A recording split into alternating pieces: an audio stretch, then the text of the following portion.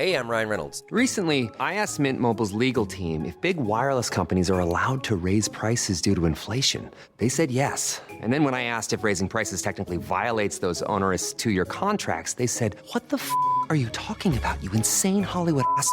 So to recap, we're cutting the price of Mint Unlimited from $30 a month to just $15 a month. Give it a try at mintmobile.com/switch. $45 upfront payment equivalent to $15 per month. New customers on first 3-month plan only. Taxes and fees extra. Speed slower above 40 gigabytes. See details.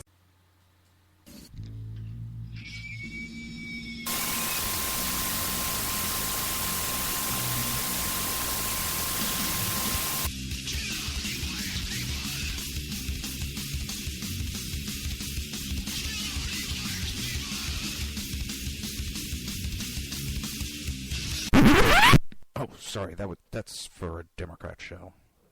No matter what the technical difficulty is, this man is a professional. He goes all the way.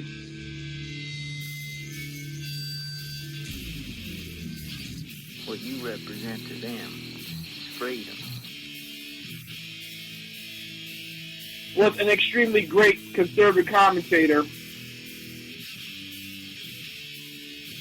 We're tearing it up on Wednesday night. This is awesome. This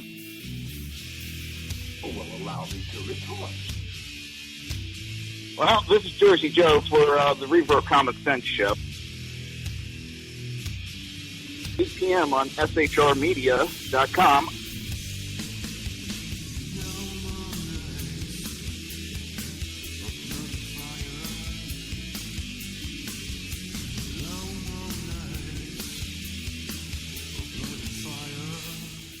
This show contains language that some viewers may find offensive. Listener discretion is advised. And now on to the show. And welcome to the Reaver Common Sense. I am your host, Jersey Joe. It is Monday, February 15th, the day after Valentine's Day. Oh, hopefully everybody had a good Valentine's. But the Jersey Takeover is here. We have expanded to 2 hours every Monday through Friday, 11 a.m. to 1 p.m. Eastern Standard Time. Unlike Valentine's, I'm here 5 days a week. Valentine's is on here 1 day a year. So, let's see. Don't forget to go in the live chat. Go to shrmedia.com. Just click on the chat room button. Join the conversation. We'll be delivering news, political commentary, and when we can, a guest or two. If you want to get a hold of me, there's 3 ways. Yes, 3.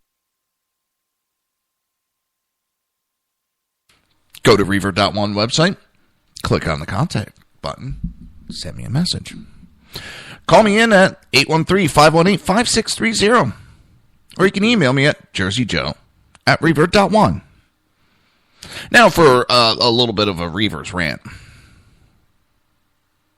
It's going to be about the Supreme Court vacancy. But first and foremost, my thoughts and prayers are with the family. It seems everybody has jumped over a death of a man and straight to the politics. So, my thoughts and prayers are with the family.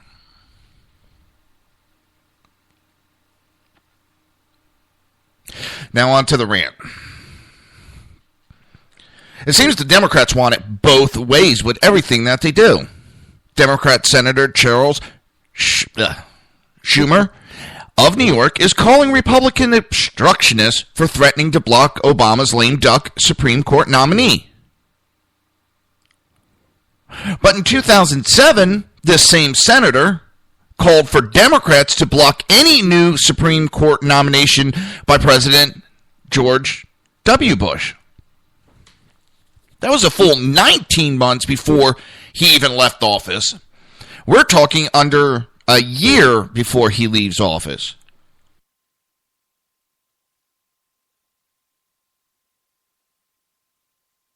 But what Schmuckhead is doing, Schumer,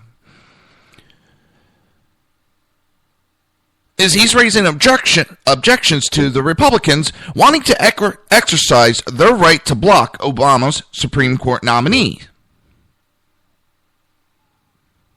And if someone says something about it, they should just politely turn around and said that the Republicans got the idea directly from Democrat Senator Schumer. I am sick and tired of this double standards that's going on in our government.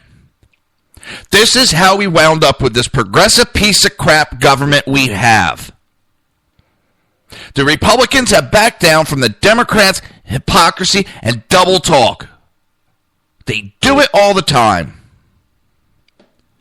They plain out lie. They sat there and they lied prior to 2014. That's when all this obstructionist really shit started. And I'm tired of the lying from the Democrats now. We're going to back it up back to about the presidency of Bush. You had Senator Harry Reid running his mouth saying it is the patriotic duty of Americans to question the president. It is the patriotic duty, as he said, to question the president. Now you come forward to Obama, and you have Senator Reid saying that it is un-American to question the president. When it comes time that we're questioning their nominee, their candidate, they don't like it. But when it comes time for them to question the opposing party's president, candidate, nominee, oh my God, they go every which way and twice on Sunday to go after them. To give you a perfect example, the Democrats complained about the talks about impeachment for President Obama. They even went so far, and I mean so far to say that they never even thought about it with President Bush. No, they never thought about it. Nope, not them. Not them. No. Wait a minute. Wait a minute. They did. They did more than just think about impeachment with George Bush. Wait a minute. And what the irony is, the Congress person that said they wouldn't think of it was the one who thought it up, brought it up, and tried to impeach President Bush.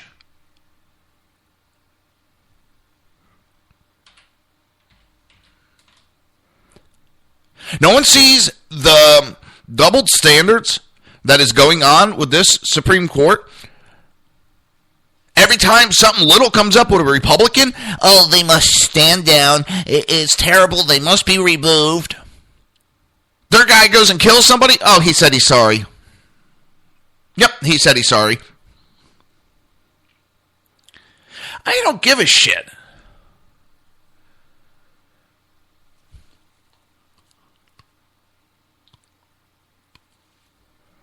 I'm tired of he said he's sorry. He said he's sorry. You could say sorry till the cows come home, but if you don't show it, you don't act it, they're empty, hollow words. And politicians are great at these empty, hollow words. And this obstructionist bullshit, because they've talked about how the Republicans were the obstructionists. They were keeping bills from going through. They were blocking Obama's agenda. They wouldn't let anything go through. But lo and behold, when you look, and you look at the Republicans had control of the House, and they were passing bills. And then when you looked at the Senate, when Harry Reid was in charge, they weren't getting the bills pushed through. They were blocking the bills that the House were passing. So lo and behold, the real obstructionists in this country are the Democrats. It's just that there's simpletons in this world that listen to the Democrats and listen to them point the finger. Tell me a criminal that admits to what they do. A criminal first thing they do will point fingers to others to deflect the finger pointing at them.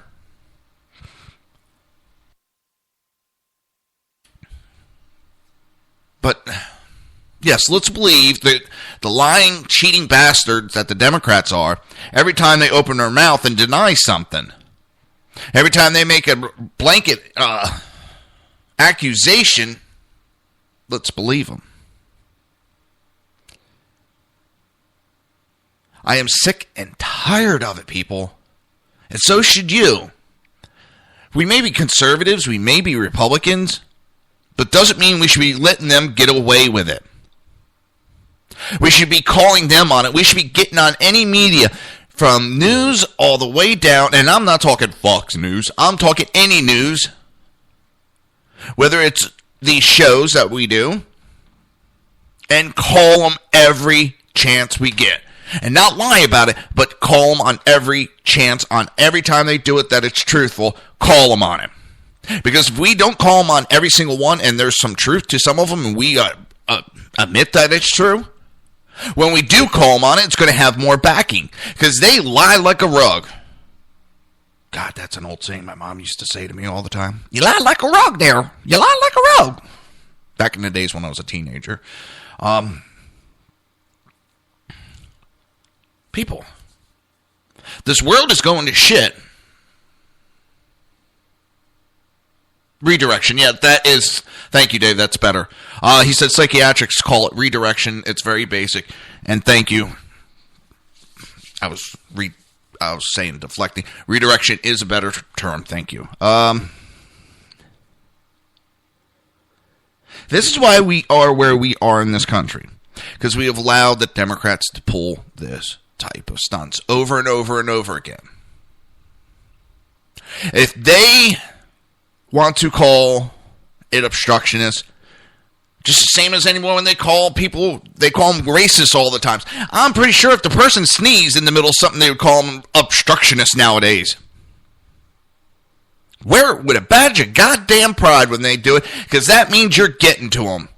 That means you're probably doing the same thing they've done time and time again, and they don't want anybody else infringing on their turf.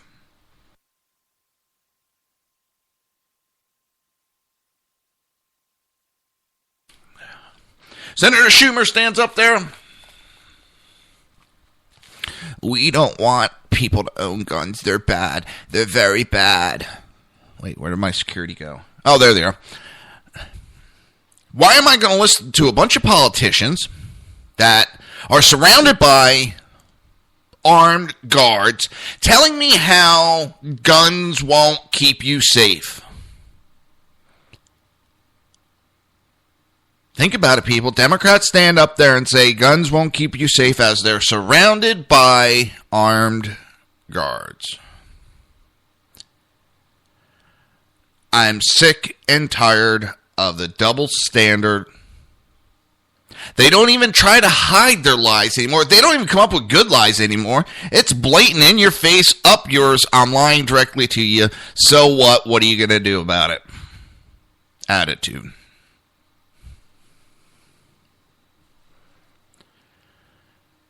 I'm tired of it. It's sickening. And speaking of Harry Reid, he recently talked about the Democrat superdelegate system, and his response was a sick, racist rant. It is wrong to rely on high white populations of Iowa and New Hampshire. So, if you're white, you're a white Democrat. Think about this, people. They're saying this about their own people. Not about Republicans. They are saying this about Democrats. The white people should not have a right to elect who is the official. They are calling their own... Harry Reid is calling his own people racist. In an appearance on MSNBC on last Thursday, Senator Minority Leader Harry Reid made an appearance to discuss his home state's upcoming primary. During that appearance, The host asked Reid if he thought, given the outcome of New Hampshire's primary, which was an overwhelming electoral victory for Senator Bernie Sanders, if Sanders should have gotten the bulk of the delegates instead of a 15-15 split with his opponent, Hillary Clinton. Which right there, that's socialism in a nutshell. So yes, he should have walked away with an equal amount. Doesn't matter how much he worked for it or how many people voted for him, the vote should be split up equally. That's socialism. And I love it because the socialists are crying, you don't understand it. You don't understand socialism. That's not how it works. Yeah, it does. That's the way it works. But usually it doesn't work that way for politicians. You are correct in that sense. Because politicians don't give up their equal share. It's everybody else. But that is a perfect example of how socialism works. But according to Reid, high white populations of Iowa and New Hampshire's make the superdelegate system appropriate despite acknowledging it isn't a good system.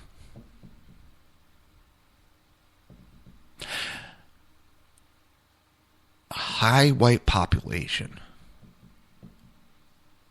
So the whites don't have an equal vote.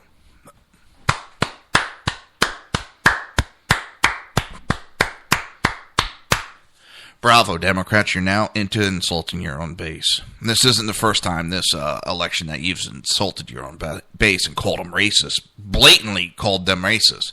And if I was a Democrat, I'd be standing there going, fuck you! I ain't racist! I'm just giving my vote. So it's their fault that they live in an area that is high white. So then when you go to areas that have a high black population, those votes won't cast. I dare Reid to say that one. I dare him to say that.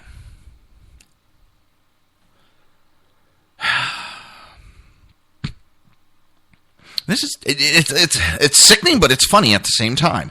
The process was totally unfair before 8 years ago.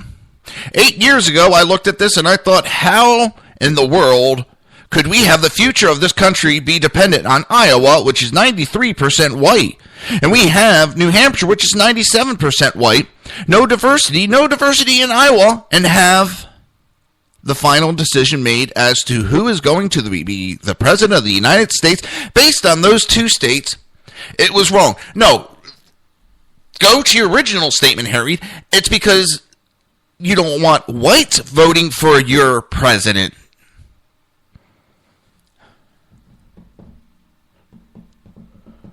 We now have Nevada and South Carolina before we get to the rest of the country as to who's chosen where. This is better, so much better than it was before. So think what it would be if this campaign didn't go to Nevada and South Carolina, which would be stupid. That's a stupid statement, because if your campaigns don't go there, that is their own fault.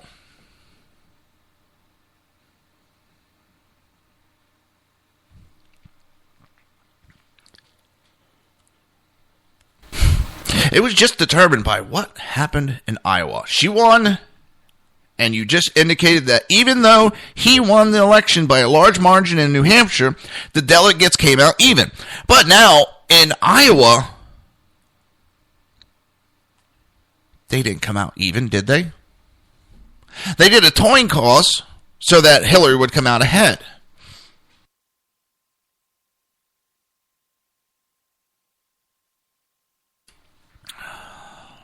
It was not a good system.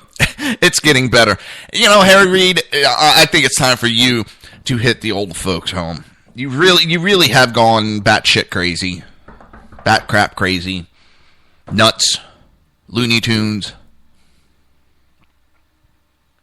I'm laughing, and to change subjects real quick, I noticed other shows that are doing the bat crap crazy, batshit crazy a whole hell of a lot lately, and I don't care, but it's just funny. There was a show recently, it was like, I just heard this new quote, batshit crazy. Oh my God, I'm going to start using it. And it's like, I've talked about it before. My mom used to say that all the friggin' time. All the time. Bat crap crazy. Batshit crazy. I don't know. Democrats are showing their true colors They've gotten so far into this racism state of mind, they're calling their own people racist just for voting. And what's funny is they got two old white candidates. But it's everybody else is racist. They've been screaming racist for the last 7 years to 8 years. I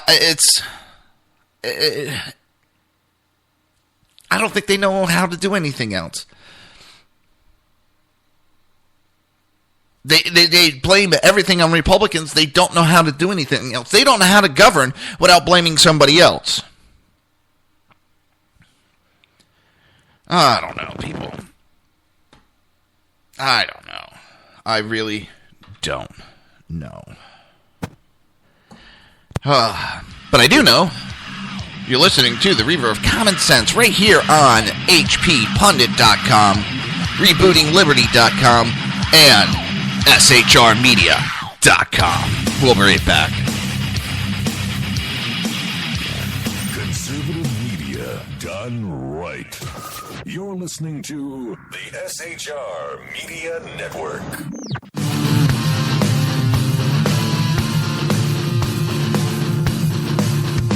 You have been listening to Reaver of Common Sense, hosted by my dad, Jersey Joe.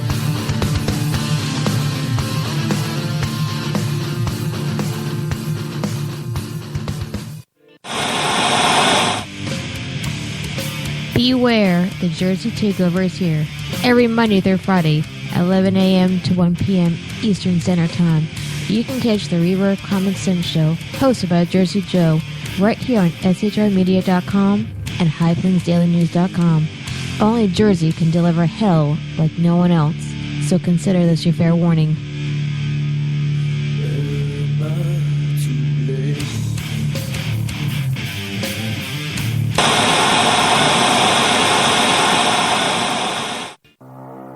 In a world controlled by corrupt politicians, You got a business. That you didn't build that.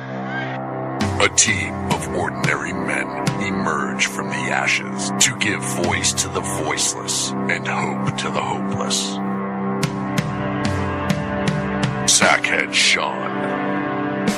Dude, I'm not saying half of the stupid pro. Sackhead Clint.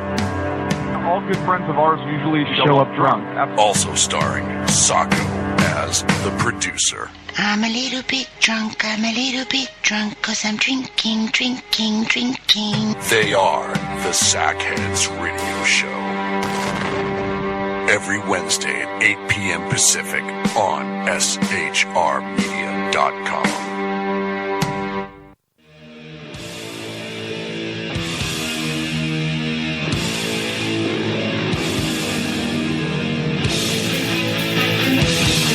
Every Wednesday night, 8 p.m. Eastern Standard Time, it is the Reaver After Dark, hosted by Jersey Boys, Jersey Joe, and Jersey Crash, right here on shrmedia.com and highplainsdailynews.com.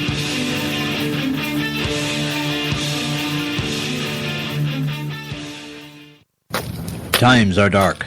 The people misled by corrupt politicians, lied to by establishment media, and deceived by the false messages of Islam. A nation in confusion needs a guide. It needs a man with a cane. I'm Dave Milner. Join me on Spreaker, SHR Media, High Plains Talk Radio, Live Rebooting Liberty, and YouTube for a unique brand of commentary on the unpleasant blind guide. Because truth is not always pleasant. If you missed any of the Reaver of Common Sense or Reaver After Dark show,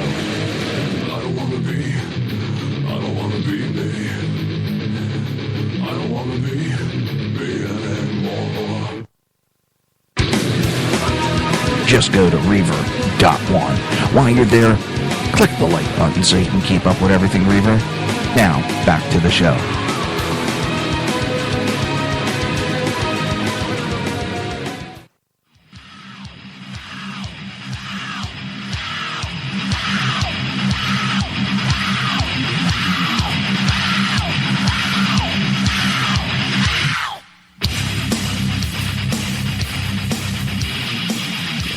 Conservative media done right.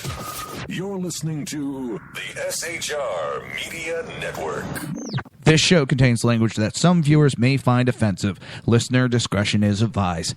And now on to the show. And welcome back to the Reaver of Common Sense. Welcome back. The Jersey Takeover is here. We have expanded to 2 hours every Monday through Friday, 11 a.m. to 1 p.m. Eastern Standard Time. Remember to join the live chat. Go to shrmedia.com. Just click on the chat room. Join the conversation. I'll be delivering news, political commentary, and when I can, a guest. If you want to get a hold of me, you can go to Reaver.one. Click on the contact button. Send me a message.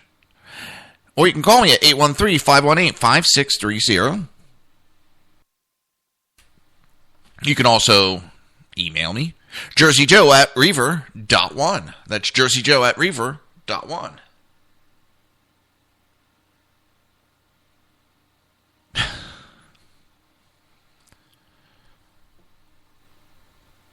All right, so Joe Biden wrote the obstructionist playbook on breaking a president's nominee. With the news of the sudden death of Justice Scalia, the Obama White House and Democrat candidate Hillary Clinton are staking a position that President Obama and not his successor should appoint Scalia's replacement. But it's useful to remember that one member of the Obama administration, Vice President Joe Biden, once had a very different opinion on the Senate's ability to block the president's nominee at all costs. Following the retirement of Supreme Court Justice Lois Powell in 1987, President Reagan nominated Judge Robert Bork.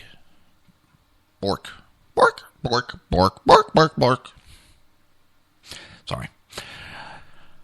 I'm in a very, very, very weird mood.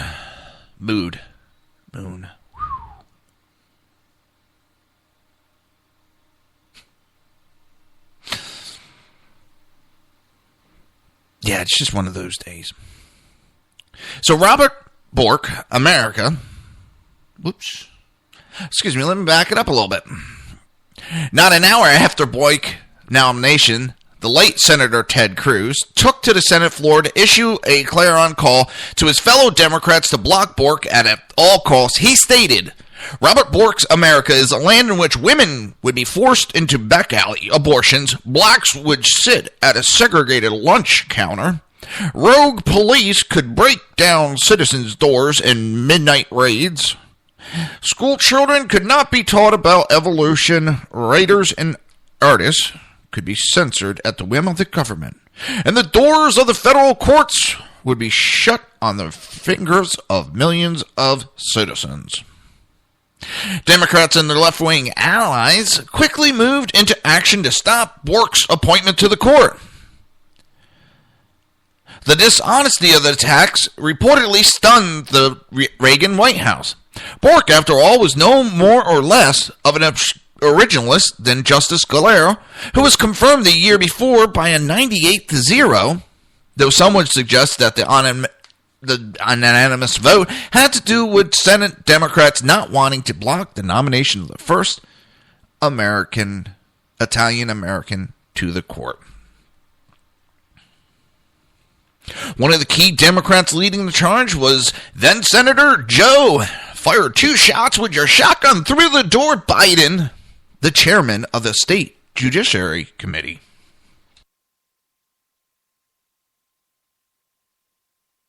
A legal brief was called the Biden Report. It was drafted to dissect Bork's background and position with clear intentions of opposing him.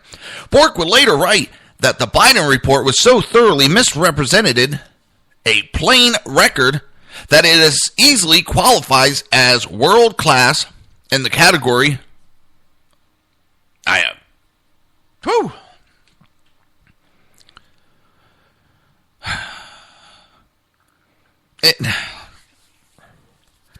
And it doesn't surprise me. This is what Democrats do. They lie through their goddamn ass all the time. Oh, I'm sorry, mouth. They talk so much shit, you wouldn't know the difference between their ass and their mouth. I mean, seriously, I'm getting sick of it. As I said, I'm sick and tired of it. Oh, I was so calm this weekend, too. Stayed away from politics all weekend. A couple times I almost got involved in it, but I stayed away from it. Last night, playing a game and someone decided to get in all the political talk and start pushing socialism and all that crap. We started getting a nice discussion going, and of course, a liberal had to jump in and start talking about how it was racist to have these views. We weren't even talking about illegal immigrants, and has to jump in with that. You'll never be able to find them all. You're correct. We never would be able to find them all. If we start doing things by the law, they'll start deporting themselves legally. Because if there's no work, and they can't get any help from the United States government, they're going to run back to Mexico. Plain and simple. You make it so the illegals don't have a benefit for being here, have to really live underground, and they'll deport themselves.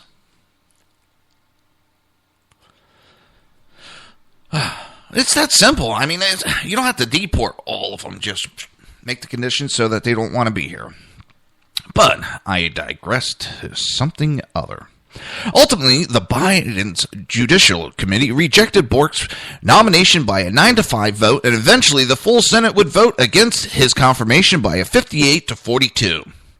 The lasting legacy of the Bork nomination was the unprecedented victorious of the campaign to block him, which has been the standard for Supreme Court nominees ever since. Indeed, the dictionary now contains the verb Bork to describe the obstruction of a nominee through systematic defamation or vilification.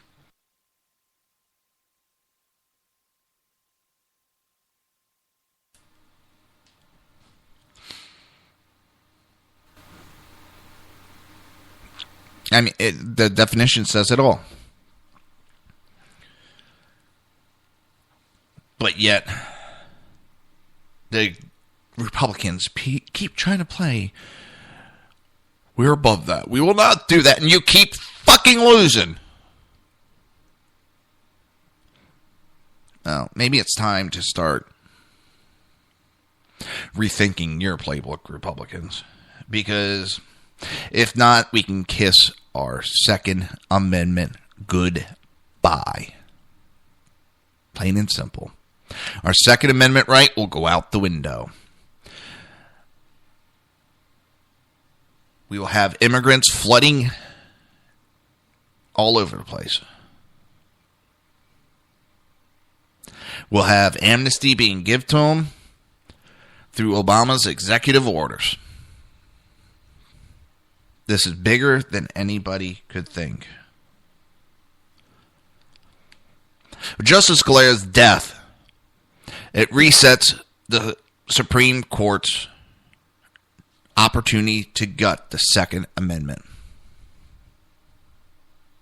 The death of the Associate Justice Scalia gives progressives on the Supreme Court an opportunity to gut the Second Amendment by reinterpreting it as a collective right rather than an individual right.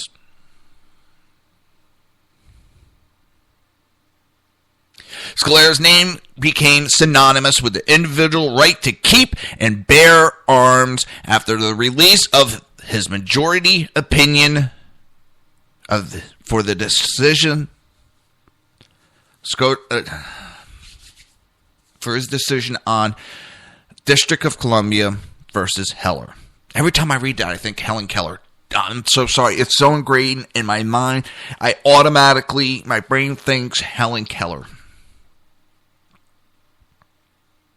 God, my brain's messed up.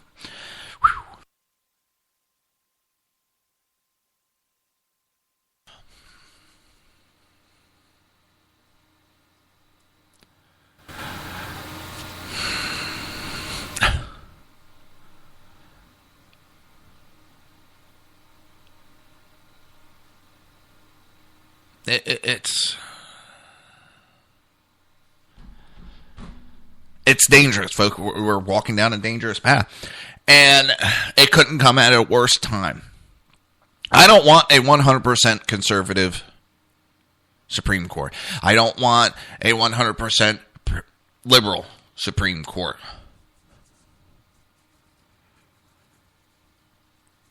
And we're heading towards that right now. And Supreme Court has ruled that it is an individual right. And I kind of laugh because you have Obama standing up there screaming about certain decisions that have gone his way. It is the law of the land, and you must accept it, and you must shut up about it. Oh, wait a minute, we don't agree. They made the wrong decision, and we don't have to abide by it.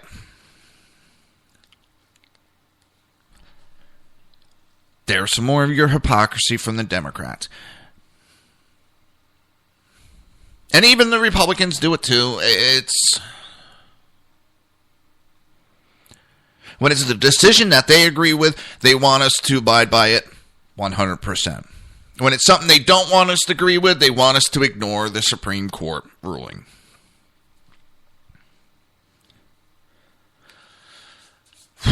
And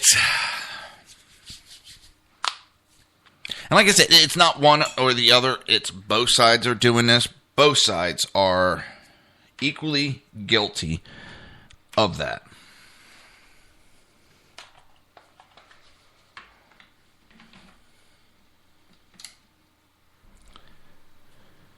And it's... I don't know. We're heading down a very, very, very dangerous path in our time. I know I keep repeating that, but I can't repeat it enough. How dangerous we are right now.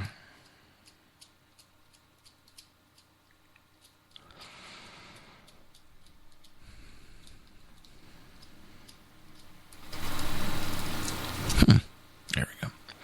Trying to fix something as I do this. And I was screwing it in. It wasn't tightening. It was like, damn, it's not that long. That's what she said. In that opportunity, Scalera showed how phrases that appeared in the Bill of Rights again and again shared a common meaning, and that references in one amendment match references in another, whether or not that phrase is explicitly or loosely stated. For example, the phrase right of the people, which explicitly appears in the First and Second Amendment and is loosely expressed in the Ninth Amendment, shares a context that refers to individual rights in every occurrence.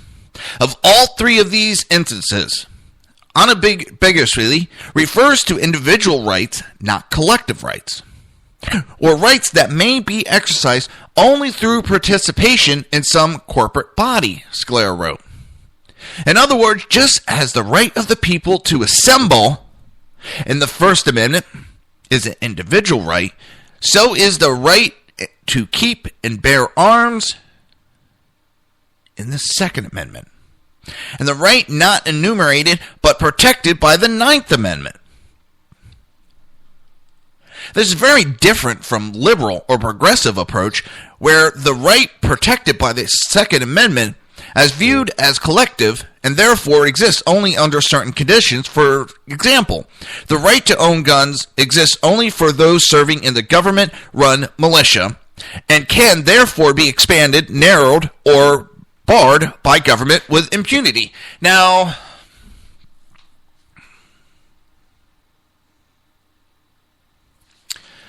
if you think about it, why would a government body such as itself make a statement saying that you can't ban guns from the federal government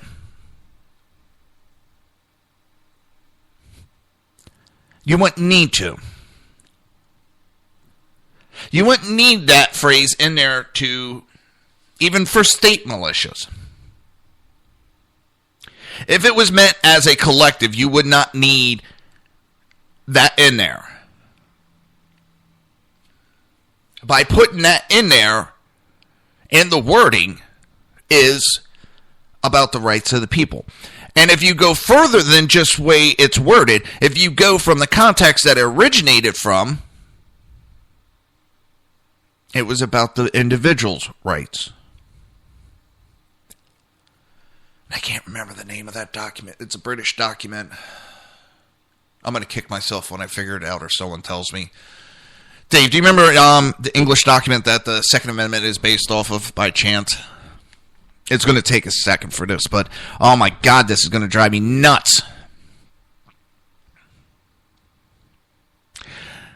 Wow, that's going on. Heller was released June 26, 2008, and struck down Washington, D.C.'s gun ban because it unconstitutionally infringed on each individual's right to own a gun. But ever since then, we have news agencies, newspapers, trying to rewrite the decisions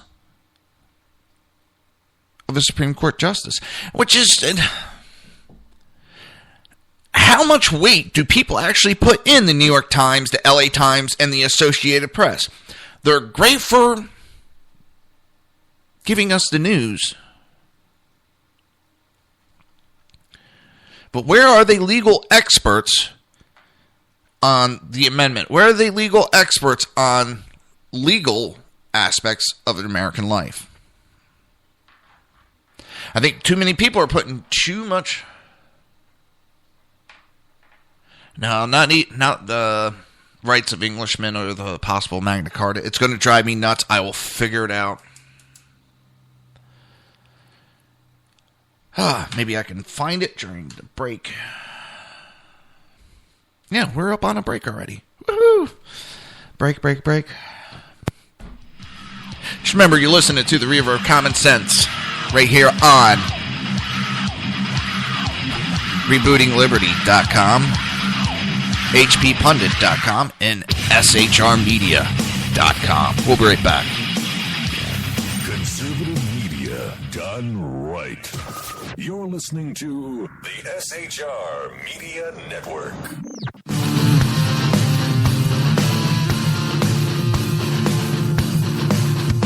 You have been listening to Reaver of Common Sense, hosted by my dad, Jersey Joe.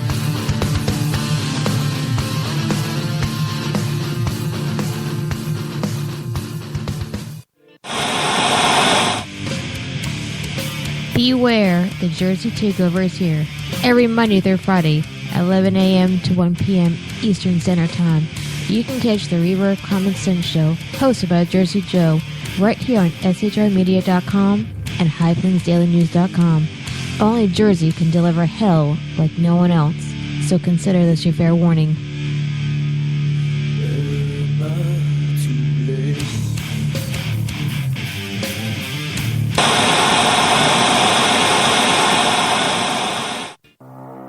In a world controlled by corrupt politicians, You got a business.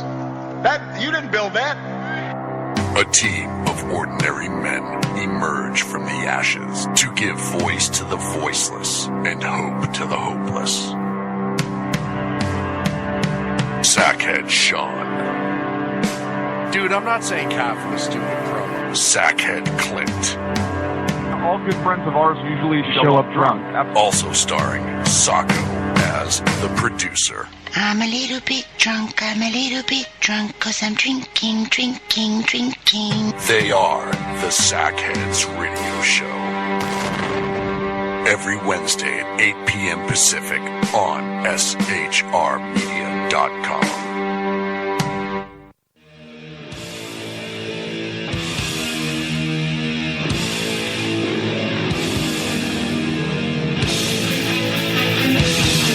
Every Wednesday night, 8 p.m. Eastern Standard Time, it is the Reaver After Dark, hosted by Jersey Boys, Jersey Joe, and Jersey Crash, right here on SHRmedia.com and HighPlainsDailyNews.com.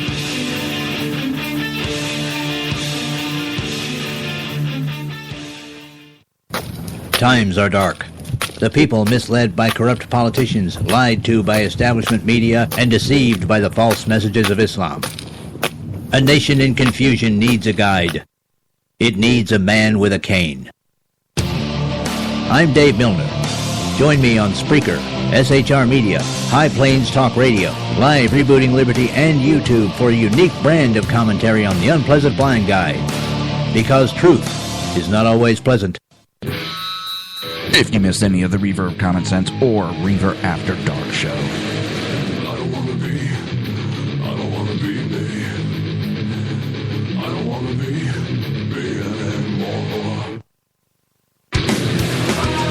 Just go to Reaver.one. While you're there, click the like button so you can keep up with everything Reaver. Now, back to the show.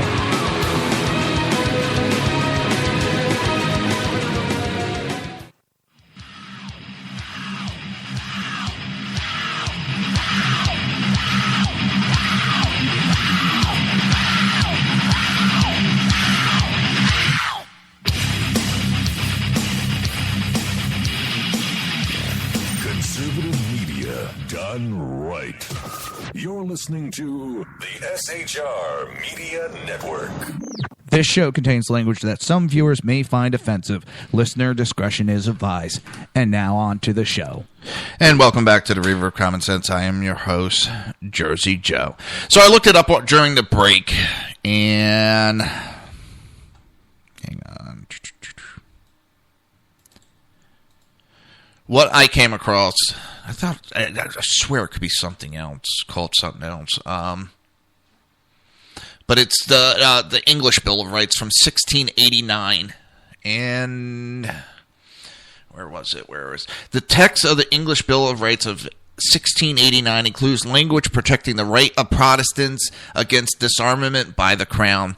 This document states that the subject, which are Protestants, may have arms for the defense suitable to their conditions and as allowed by law. It also contains text that inspired to bind future parliaments, though under English constitutional law, no parliament can bind any later parliament. Nevertheless, the English Bill of Rights remains an important constitutional document, more for enumerating the rights of Parliament over the monarchy than it is for a clause for concerning a right to have arms.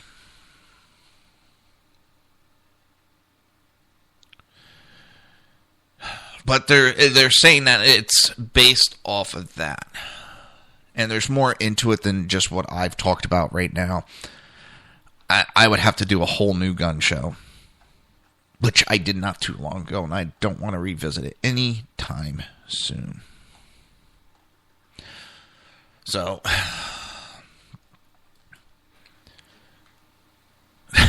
yes, you got the century right. Damn it, this is going to be bugging me because there's something else it's based off of, and it's not that. But back to what I was talking about. The LA Times and New York Times have done this by suggesting that the individual right to keep and bear arms was created by the judge in 2008. For example, the New York Times depended on the opinion of a judge who equates Heller with judicial activism, and the LA Times editorial board explicitly states their opinion that the Supreme Court erred. Oh, that is so. Oh my God, stop the press. They think they made a mistake. Holy shit, that is the facts in it just blow my mind. Change my mind about Second Amendment rights. Oh, the bullshit of people. And then you have the AP, who took aim at the right to self-defense. That's a key right protected by the Second Amendment, and a component that is individual in nature, just like the right of the people to keep and bear arms or to assemble, along with the various rights not enumerated by the protected by the Ninth Amendment. With the death of Scalia, the 9-justice Supreme Court is evenly divided on 4-4 whether the Second Amendment is individual or collective rights.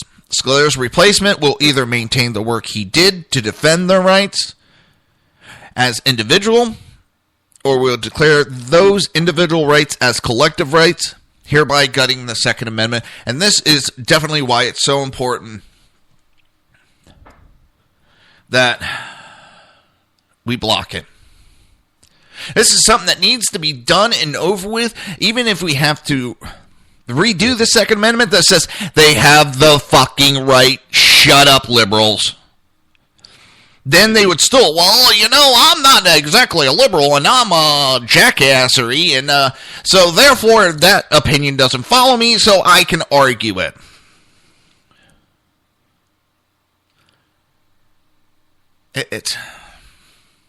We're in trouble as a country, very much so. The American way is dead and gone.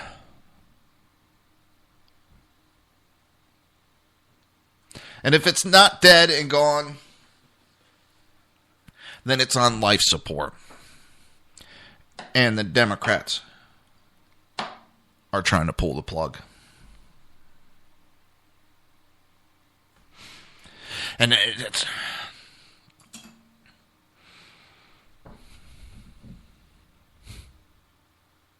Star Wars got it best. Star Wars got it best.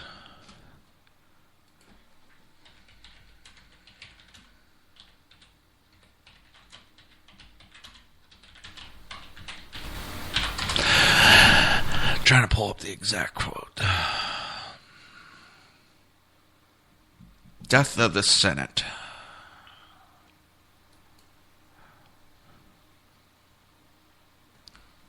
Death of the Senate.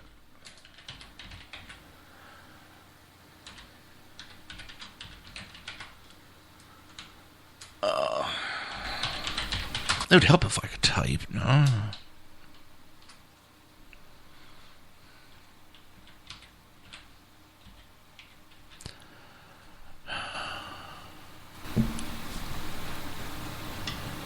Oh, I need a Star Wars geek.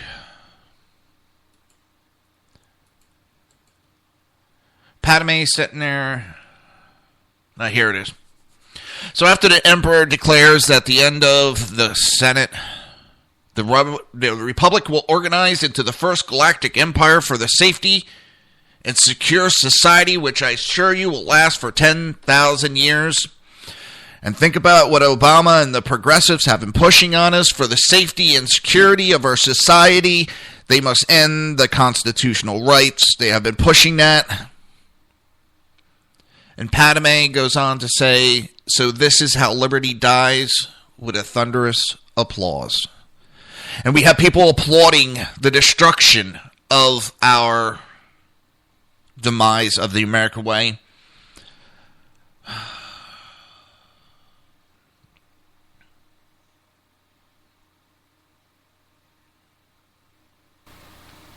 It's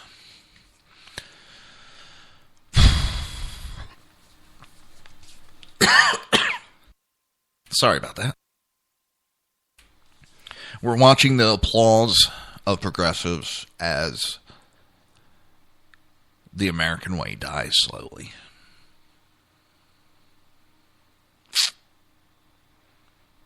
And yes, Dave, thank you for that. Some good news. Fat-ass piece of shit Michael Moore lays another epic bomb at the office. His new and where should we invade next bullcrap has, totally fall flat on its face.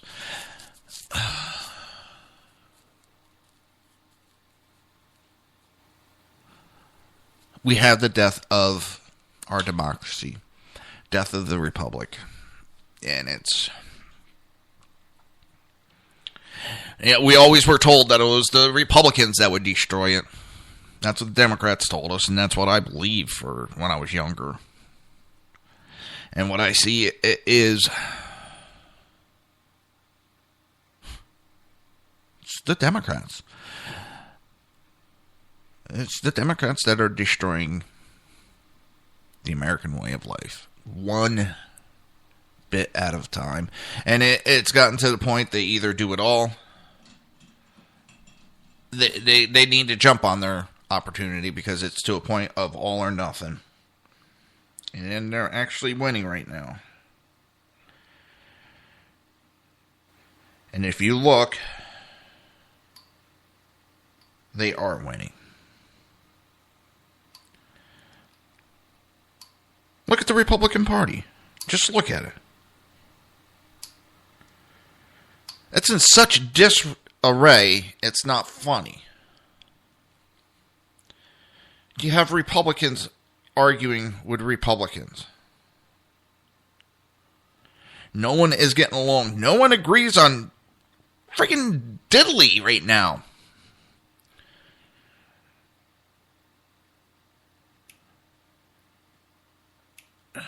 And the establishment keeps rolling on. And it doesn't matter whether it's Republican or Democrat establishment. They love the arguing because it keeps them going. Let's see what Dave, the Unpleasant Blind Guy, has for us. I'm going to trust you, Dave. Liberty is dead. The security and continuing stability. Oh, wait. I got to back this up. Let's start over. In order to ensure the security and continuing stability, the Republic will be reorganized into the first galactic empire for a safe and secure society.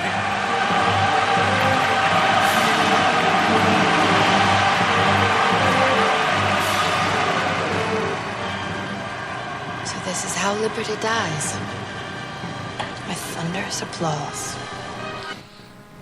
And exactly how it dies. You could take so much from Star Wars right now. You could take so much from it.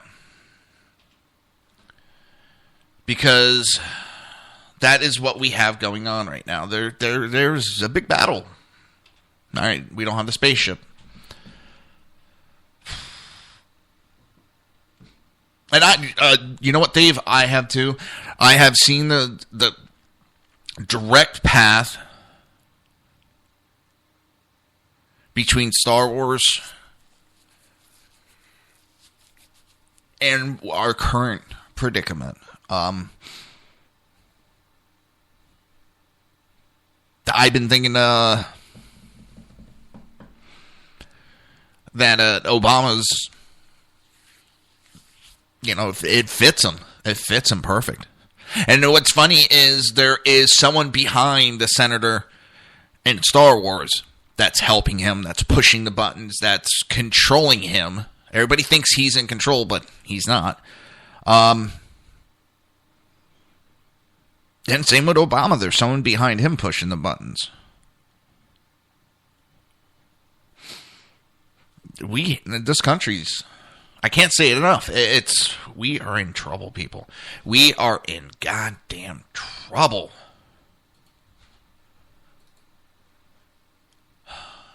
And I'm hoping I'm seeing this right. I hope I'm reading it right. Because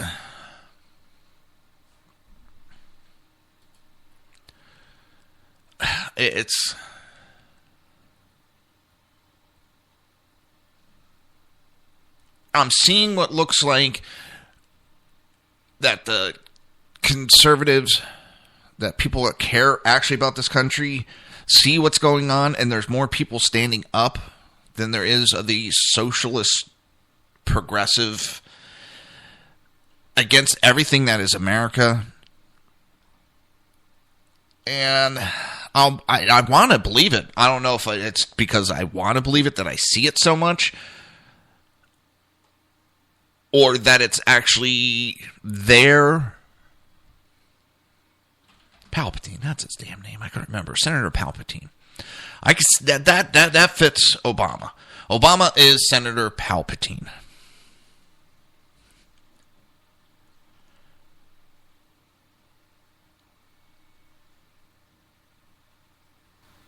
We're heading down the wrong path big time. And I keep saying it, I can't say it enough. But as I said, I don't know if it's because I want to see it that I'm seeing it, or if I'm actually seeing it. I know that sounds kind of stupid, but you can sometimes want something so bad that you start to see what you want. And We need the American people to stand up to squash this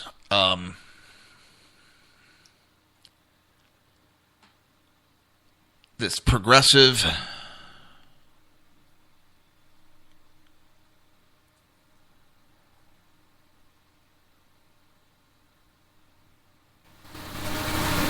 I agree, Dave. There's so many in our history that's seen it coming, and recent history, I guess you could say, going back to 1950s, that's recent history compared to all. There's so many that saw it coming. But we got to do something. We got to wake people up to it, and that's the scary part.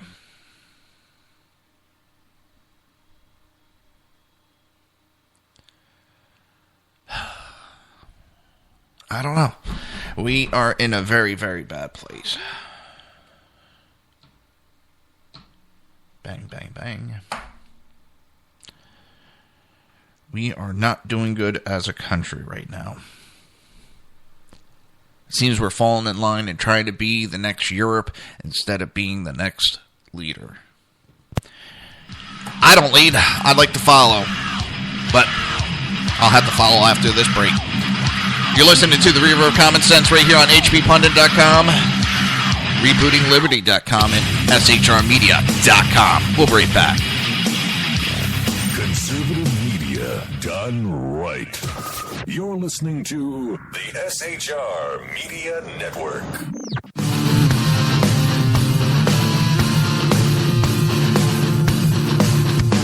You have been listening to Reaver of Common Sense, hosted by my dad, Jersey Joe.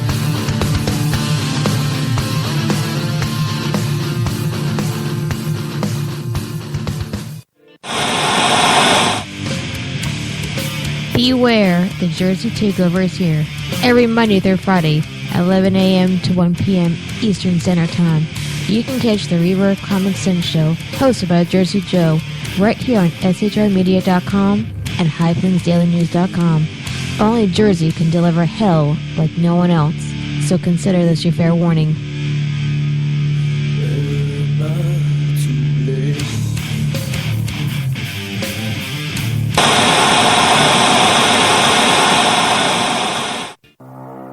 In a world controlled by corrupt politicians, You got a business. That you didn't build that. a team of ordinary men emerge from the ashes to give voice to the voiceless and hope to the hopeless. Sackhead Sean. Dude, I'm not saying half of the stupid pro. Sackhead Clint. All good friends of ours usually show up drunk. Also starring Sacco as the producer. I'm a little bit drunk, 'cause I'm drinking. They are the Sackheads Radio Show. Every Wednesday at 8 p.m. Pacific on shrmedia.com.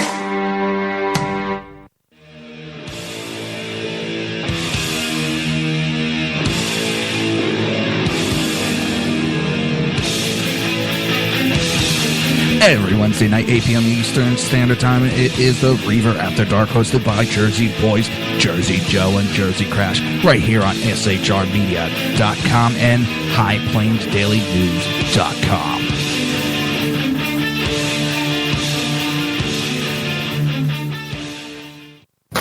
Times are dark. The people misled by corrupt politicians, lied to by establishment media, and deceived by the false messages of Islam. A nation in confusion needs a guide. It needs a man with a cane. I'm Dave Milner. Join me on Spreaker, SHR Media, High Plains Talk Radio, Live Rebooting Liberty, and YouTube for a unique brand of commentary on the unpleasant blind guide. Because truth is not always pleasant. If you missed any of the Reaver of Common Sense or Reaver After Dark show, I don't want to be me. I don't want to be anymore. just go to Reaver.one. While you're there, click the like button so you can keep up with everything Reaver. Now, back to the show.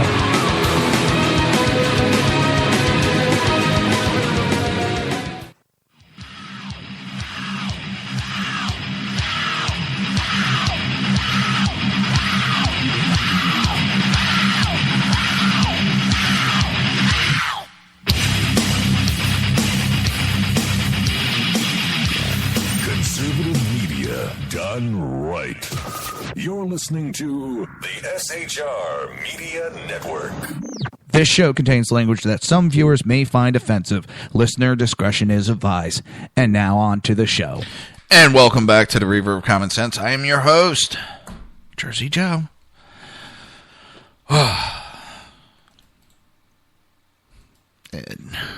The Jersey Takeover is here. We have expanded to 2 hours every Monday through Friday, 11 a.m. to 1 p.m. Eastern Standard Time. Remember to join the live chat. Go to shrmedia.com. Just click it on the chat room. Join the conversation. There'll be news, political commentary, and smartassery. If you want to get a hold of me, there are 3 ways. You can go, well, more than 3 ways, but the most common ways are go to Reaver.one website, click on the contact button, or you can call me at 813-518-5630. Lastly, send me an email, jerseyjoe@reaver.one.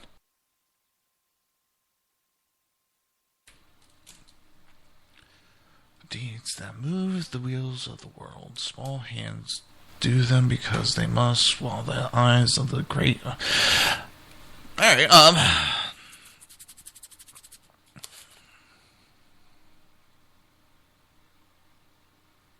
I'm reading through some of the things Dave said, and it's...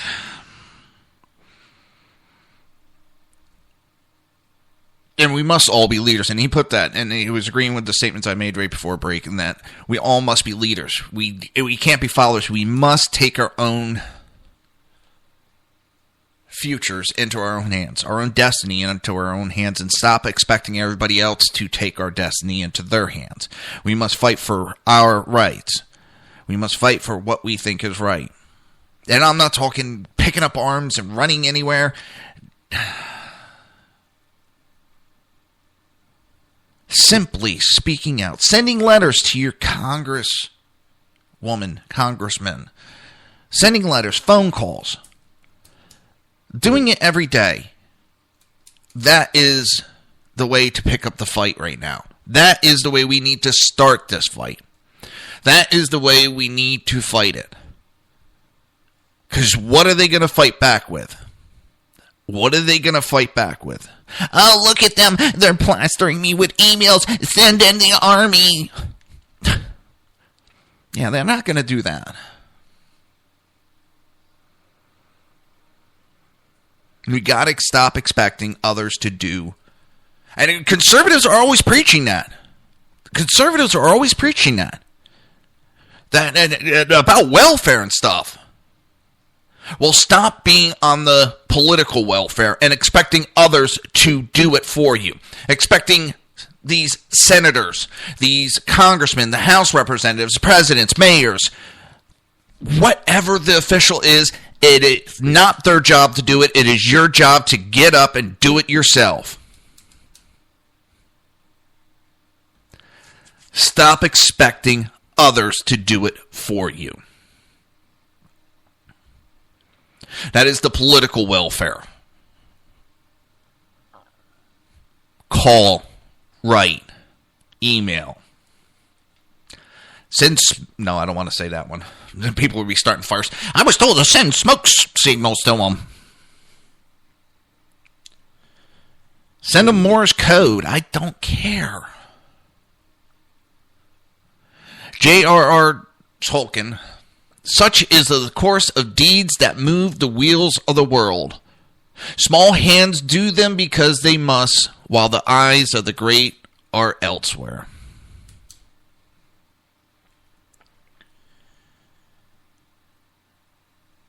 We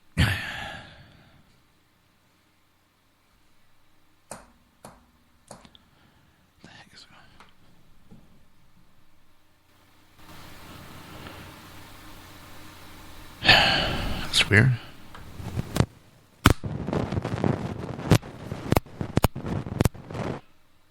Got a weird thing going on my one channel. I'm getting some static out of it.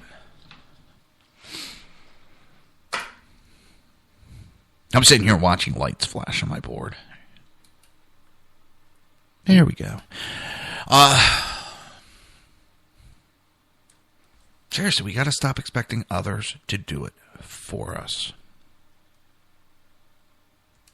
We must do it take the fight upon ourselves, take freedom onto our backs.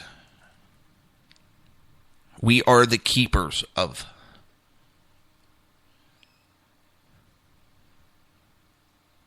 Yeah, I saw Kanye West is like $53 million in debt. That I find funny.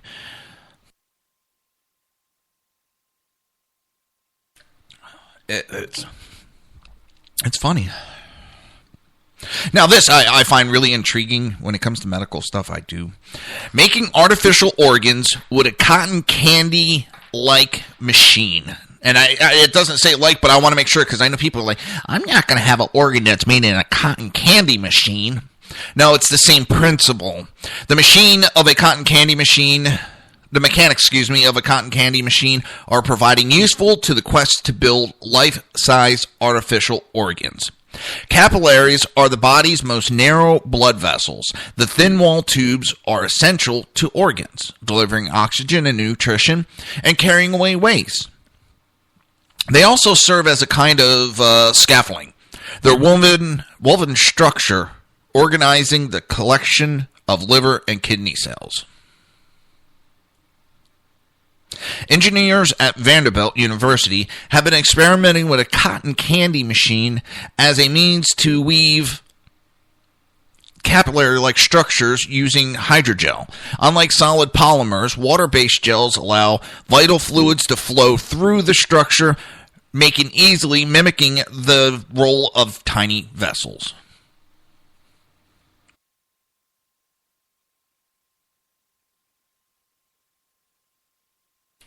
It's possible to build capillary scaffolding from a bottoms-up culturing cell and a thin film of gel, and allowing vessels to begin forming on their own, but the process is slow and delicate. Now, I know with the conservatives, I'm going to hear, that's trying to be like God. No, it isn't. No, it isn't. God gave us a brain. God gave us the ability to think, to reason. God gave us the ability to think and come up with inventions. God gave us the knowledge of medicine to treat ourselves. So we're not dependent on Him. This is just another step in human evolution that we have taken, that we've come up with ways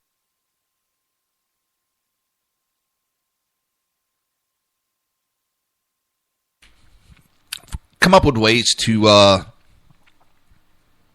repair ourselves.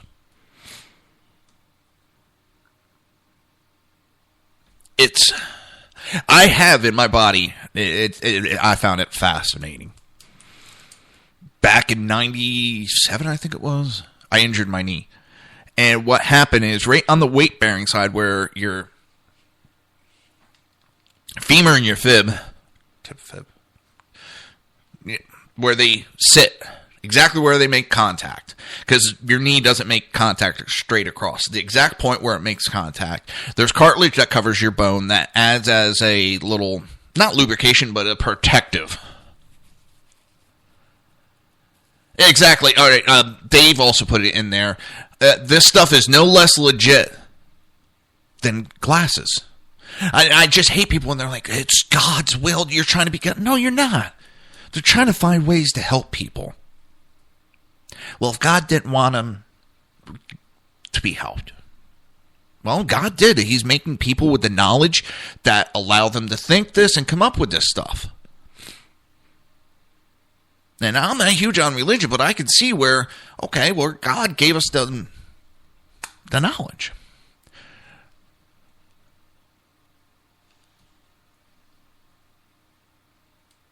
And within my knee, right where it holds each other, I cracked the cartilage. So what I was getting was, bone on cartilage, and was starting to wear away the bone. So what they used to do in the past was they would take out of cadavers, dead people, the cartilage, and put it in other people. Or they would go to another part of my knee and take out the cartilage and put it in there. What would happen is, it doesn't create a solid structure. You take out these little plugs and you fill them in. Well, arthritis can get in between those plugs and start to damage it.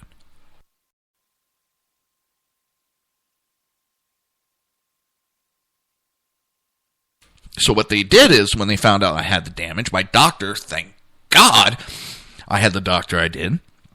He was only of like one of 10 doctors in the United States that could do this. When he did the initial scope, he took out a sample of my cartilage. It was sent to Cambridge, where they regrew my cartilage. When it came back to me, it was in a liquid form. So what they did is, over that little hole where the crack is, they cleaned it all up nicely. They removed cartilage, cleaned it up. And they went to another part of my leg, and they took, like, basically a tire patch, the way he explained it to me, and put it over that hole.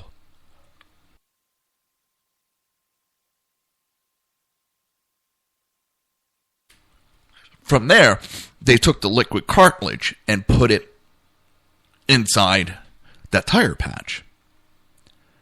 Now, I wound up in bed for several months, but in time went on, the patch wore away, and the cartilage regrew into a solid object. Now, I don't have to worry about taking any meds, because I am got foreign body in me, because it is my own cartilage that regrew. The body accepts it. And that's what's going on with some of these advancements. Dave, the unpleasant blind guy, says that he has 2 plastic lenses implanted into each eye.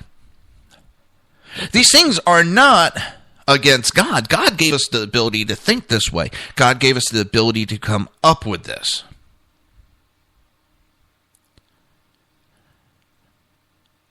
Spinning hydrogel channels from a cotton candy machine, the top-down approach is much faster.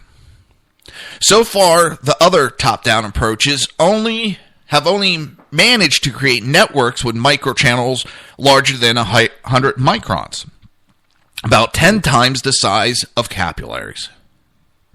And an assistant professor of mechanical engineering at Vanderbilt said in a press release, in addition, many of these other techniques are not able to form networks as complex as the cotton candy approach. While the cotton candy machine mechanics for spinning capillary-like fiber networks provides ideal, finding the right material wasn't as easy. The scaffolding material has to be both water-soluble and insoluble. First, the material has to be insoluble in water when you make the mold, so it doesn't dissolve when you pour the gel. Then it must dissolve in water to create the microchannels, because cells will only grow in aqueous environments. And that's where this new PNI PAM comes in. It's a polymer that's insoluble above 32 degrees Celsius and soluble below 32 degrees. Researchers build the artificial organ by spinning out a network of this thread at warmer temperatures. They then pour on a hydrogel embedded with cells. The gelatinous mass is cooled, which causes the thread to dissolve, leaving behind a system of microchannels into which live cells cultures are pumped.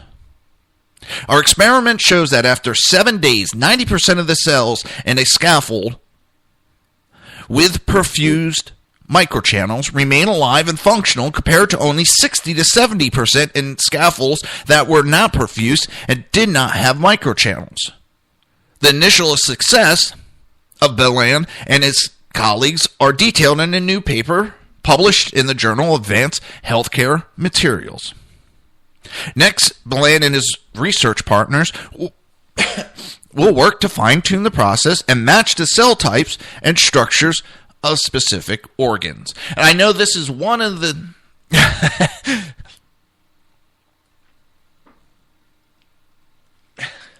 Yeah, and when I watch that stuff, Dave, I still, any type of knee surgery and knee injuries, I cringe because I know how it feels. And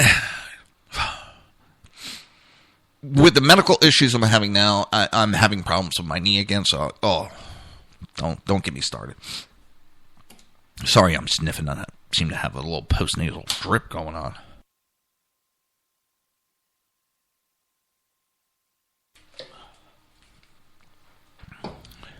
Like I said, this is not something that's against God and God's will. This is something that God gave us the brains to think about. This is something that God gave us the ability to reason with.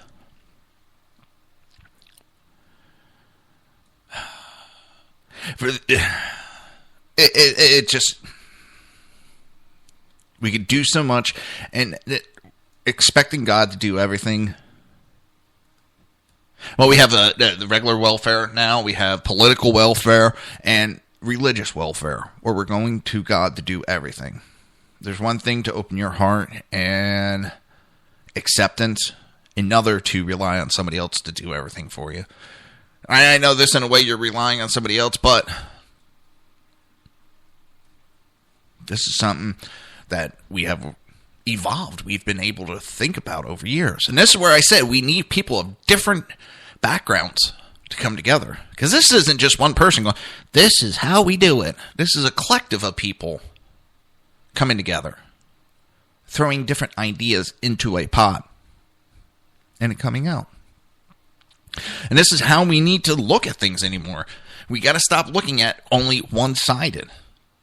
Whether it's, we just want to look at it from a liberal point of view, or we just want to look at it from a conservative point of view. I know I'm going to get shit for this, but you need both sides. You really do. You need both sides to come with a better idea. And I've learned that as a chief officer with the squad. You need different ideas coming together to come up with a good idea. And any leader worth anything. And this is why I like George Bush. Because he had no problem admitting it. He knew he wasn't this brilliant scientist. Well, he wasn't even that smart at college either. But he surrounded himself with some great people. And that's why his presidency did great. Reagan wasn't this brilliant person that knew everything. He surrounded himself with the right people. John F. Kennedy did not know everything. He surrounded himself with those people. Obama pushes those people away and has to be the smartest one in the room. That's why there is constantly issues within his administration. A great leader does not know everything. A great leader surrounds himself with those that do. That is a great leader. Knowing your limitations. Knowing when to go outside. And finding the answer. Like him, love him, hate him. One thing I like about Trump, and he said it over and over again, that's what he's done in business. Yes, he's made some mistakes. He's had some people that have made... Hey, yeah, Al Gore still thinks he invented the internet. And that's one thing I like about Trump. He knows you have to surround yourself with those people. Yes, have sometimes those people not given the greatest advice and things not worked out for Trump. When you make those high-price gambles, it's bound to happen. But that's the thing. He knows to surround himself with the right people.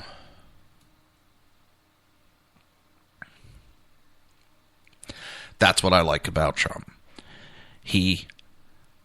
And I think that's what he has, the ability to surround himself as a president. He'll get the people that know the answer. A president is nothing but a figurehead out there. But I also like that figurehead to be able to think. And yeah, from a quote from Unforgiven, man's got to know his limitations. Hillary won't do that. She's another one, her ego's in the way.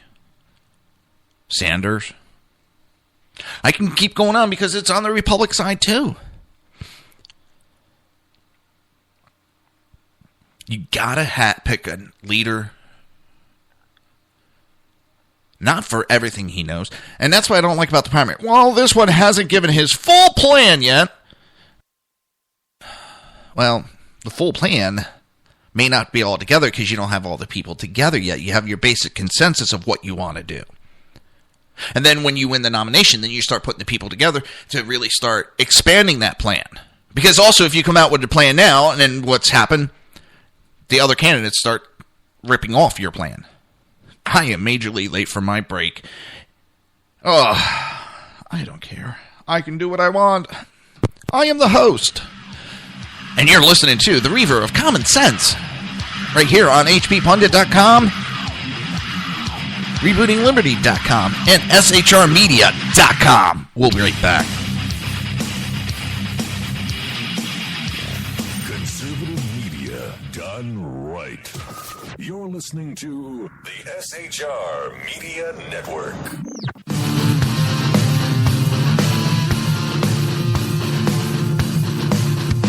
You have been listening to Reaver of Common Sense, hosted by my dad, Jersey Joe.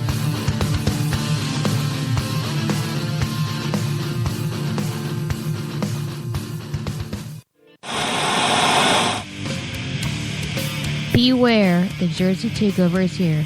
Every Monday through Friday, 11 a.m. to 1 p.m. Eastern Standard Time. You can catch the Reaver of Common Sense show, hosted by Jersey Joe, right here on shrmedia.com and highplainsdailynews.com. Only Jersey can deliver hell like no one else, so consider this your fair warning.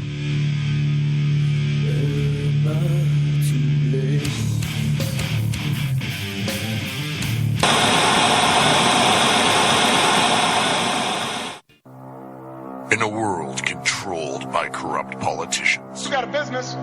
That you didn't build that. a team of ordinary men emerge from the ashes to give voice to the voiceless and hope to the hopeless. Sackhead Sean, Dude, I'm not saying Kafka is stupid, bro. Sackhead Clint, All good friends of ours usually show up drunk. also starring Sacco as the producer. I'm a little bit drunk, I'm a little bit drunk, 'cause I'm drinking, drinking, drinking. They are the Sackheads Radio Show. Every Wednesday at 8 p.m. Pacific on shrmedia.com.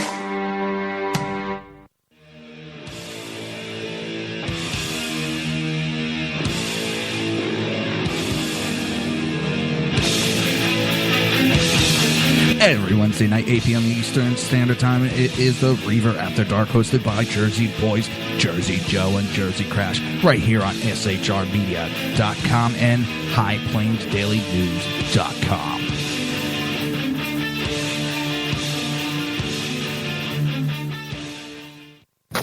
Times are dark. The people misled by corrupt politicians, lied to by establishment media, and deceived by the false messages of Islam. A nation in confusion needs a guide. It needs a man with a cane. I'm Dave Milner. Join me on Spreaker, SHR Media, High Plains Talk Radio, Live Rebooting Liberty, and YouTube for a unique brand of commentary on the unpleasant blind guide. Because truth is not always pleasant. If you missed any of the Reaver of Common Sense or Reaver After Dark show,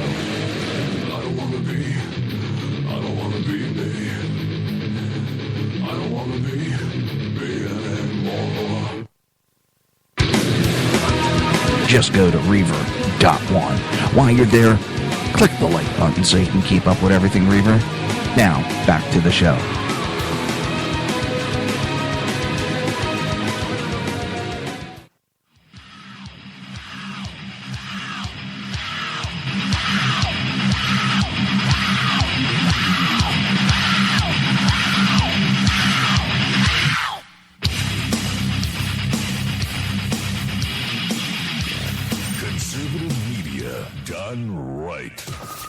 Listening to the SHR Media Network.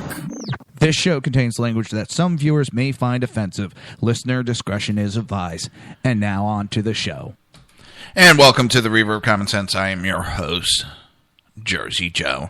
The Jersey Takeover is here. We have expanded to 2 hours every Monday through Friday, 11 a.m. to 1 p.m. Eastern Standard Time. Remember to join the live chat. Go to shrmedia.com. Join the chat room. Join the conversation. I'll be delivering news, political commentary, and a guest. If you want to get a hold of me, you can go to my website, Reaver.one. Click on the contact button, send me a message. You can go to your phone. Call 813-518-5630. And lastly, you can email me, jerseyjoe@reaver.one. So, I got a little soundbite for you. I had to. I hate this channel. It's always staticky. Man's got to know his limitations.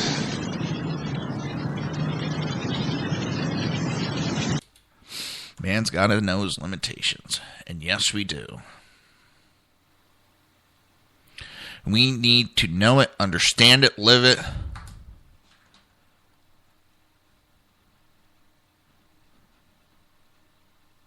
And live it. It's so.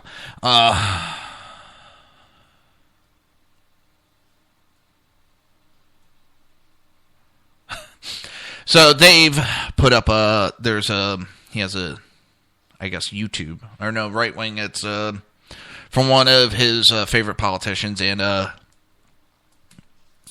talks about the hippies of the 60s became the teachers. That's how we got somebody like Sanders and Hillary, because the hippies of the 60s and the revolutionaries of the 60s are now teaching. They're the professors. They teach it in schools. There are politicians on the Democrat side. They could not defeat the establishment on the outside, so they went to the inside, became the establishment, or destroying it from the inside. And he was just... When reality crashes down on them, it'll be something their minds just can't comprehend. They deluded themselves for almost 50 years, and the yellow brick road is about to end in a dung heap. The keg is about to float. And that goes into, there was a poll done, and the millennials picked socialism over capitalism, which is funny as hell. They're against capitalism as they tweet out how they hate capitalism on their iPhones. Anybody find the hypocrisy in that?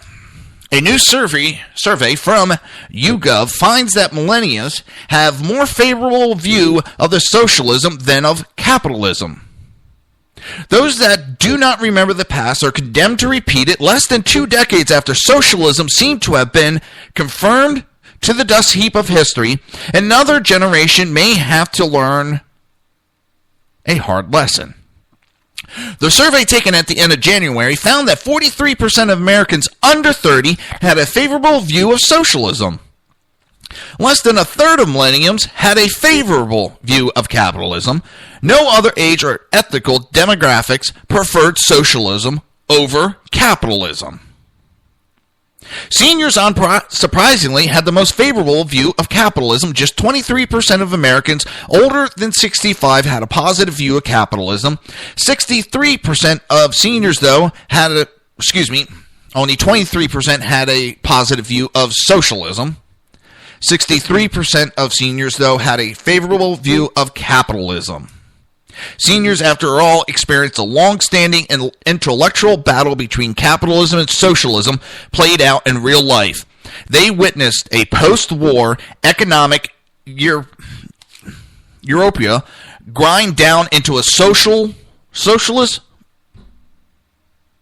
malaise, only to be reinvigorated by a global embrace of disruptive technology and deregulation in global trade. In the past 20 years, the number of people living in poverty worldwide has fallen by half. In 1990, 43% of the world's population lived in extreme poverty. In 2013, the United Nations estimates that only 22% of the world's population continue to live in extreme poverty.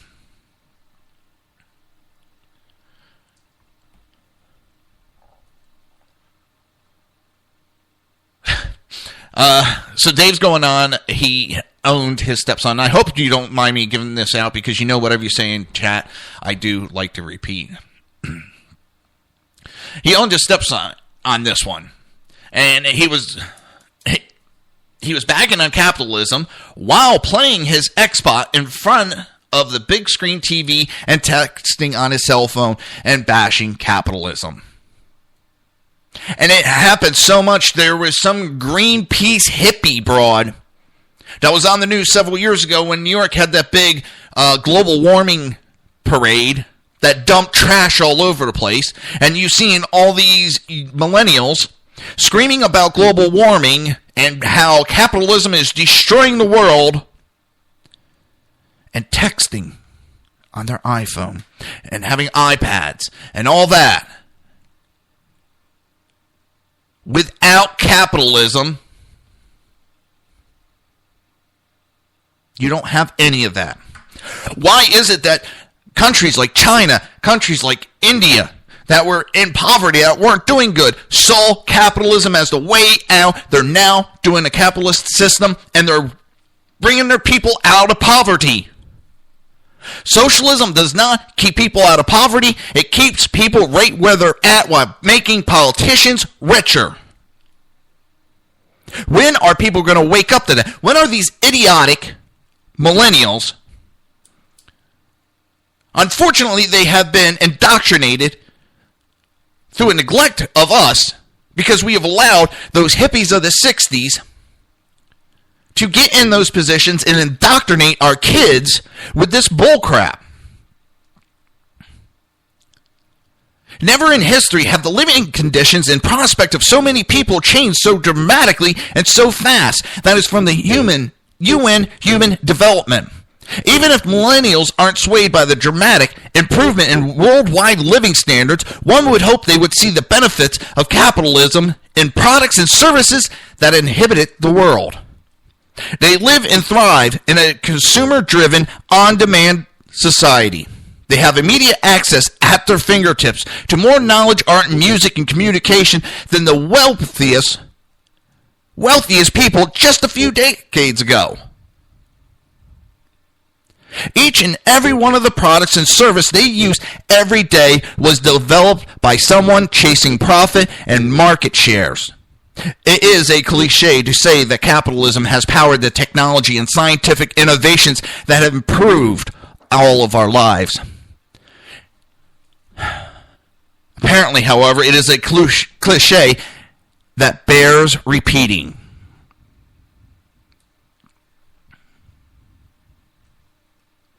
On a positive note, every other demographic bloc in America still prefers capitalism over socialism. Well, Democrats perhaps naturally are evenly split between the two economical systems. At least Democrats, though, have slightly higher unfavorable ratings of socialism than capitalism's. Yeah, the 2030s are going to suck because these millennials are the ones that are going to be running the place in 2030. And it's going to be bad.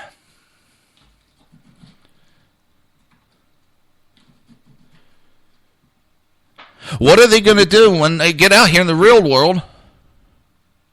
Yeah, Google was the public library, and Wikipedia was encyclopedias. I was showing my daughter, and she knows about Wikipedia. So I showed her what our Wikipedia was in our day. And I showed her encyclopedias. She's like, what are those? I was like, we didn't have the internet. We didn't have computers when I was a child.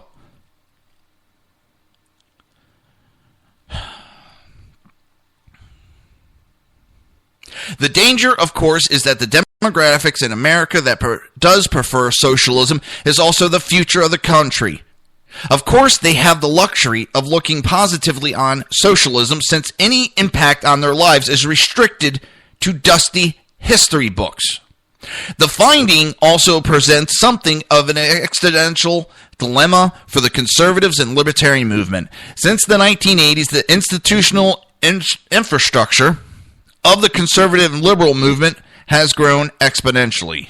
Aside from dozens of national think tanks and advocacy organizations devoted to propagating conservative and free market views, there are more than 100 free market think tanks in states across the country.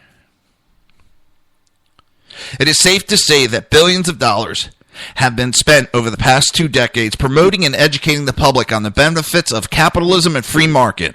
There are publishing in print, media companies, and new conservative news sites everywhere. Yet something has gone horribly wrong. Many in the commentary have watched the rise of Bernie Sanders with a certain touch of condescending nostalgia. Oh, look, a socialist is running for president. Isn't that cute? You can almost hear them type. What happens when these kids go out in the real world and a real job and get slammed down? What happens when they go out into the real world and they fail? What happens when socialism fails them? Who are they going to blame?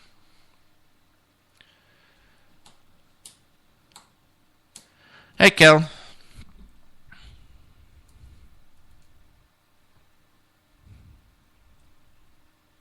For many, Bernie's label as socialist was something he would have to overcome to make a serious run for the White House. It may now be, however, something he needs to more warmly embrace. What are we going to do? What are we going to do? Well, I'll tell you what we're going to do. We're going to be right back, right after these commercial break. And you're listening to the Reaver of Common Sense right here on HPPundit.com, RebootingLiberty.com, and SHRmedia.com.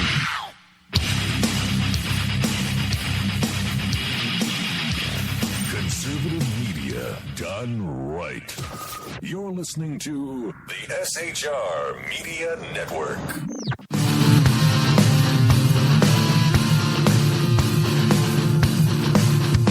You have been listening to Reaver of Common Sense, hosted by my dad, Jersey Joe.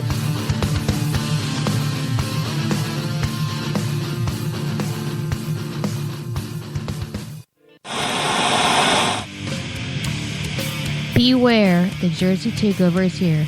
Every Monday through Friday, 11 a.m. to 1 p.m. Eastern Standard Time. You can catch the Reaver Common Sense Show, hosted by Jersey Joe, right here on SHRmedia.com and HighPlainsDailyNews.com. Only Jersey can deliver hell like no one else, so consider this your fair warning.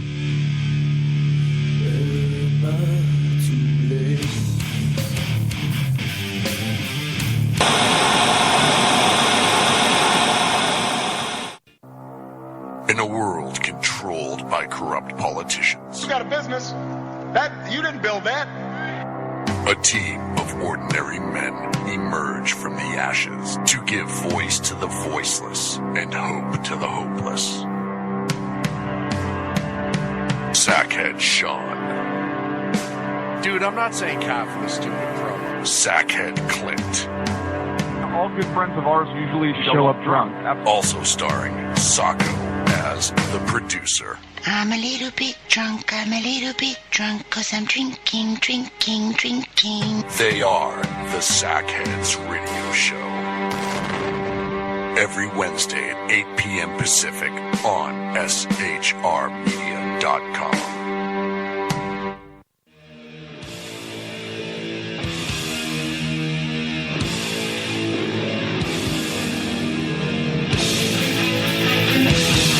Every Wednesday night, 8 p.m. Eastern Standard Time, it is the Reaver After Dark, hosted by Jersey Boys, Jersey Joe, and Jersey Crash, right here on SHRmedia.com and HighPlainsDailyNews.com.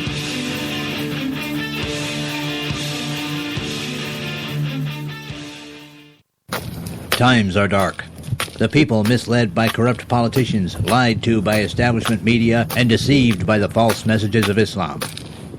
A nation in confusion needs a guide. It needs a man with a cane. I'm Dave Milner. Join me on Spreaker, SHR Media, High Plains Talk Radio, Live Rebooting Liberty, and YouTube for a unique brand of commentary on the unpleasant blind guide. Because truth is not always pleasant. If you missed any of the Reaver of Common Sense or Reaver After Dark show,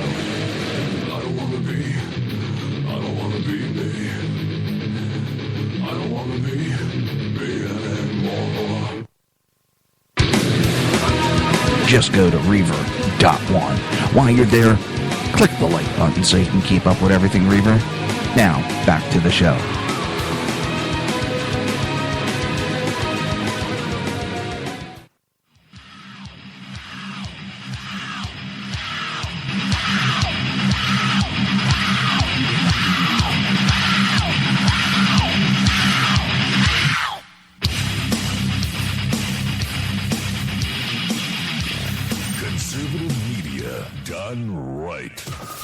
Listening to the SHR Media Network.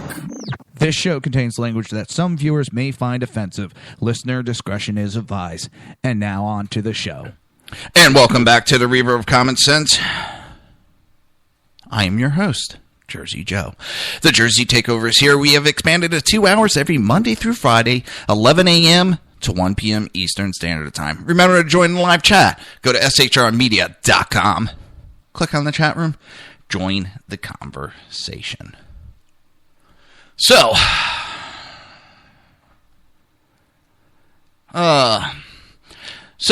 Dave the Blind Guy asked the question of what happens when their free loaves of bread turn into free slices, and then that turns into free crumbs.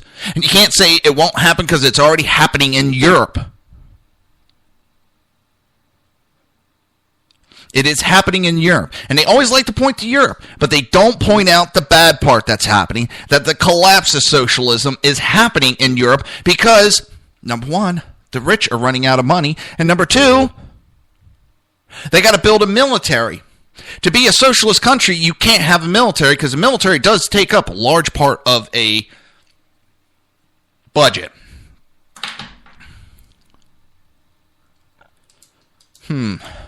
So,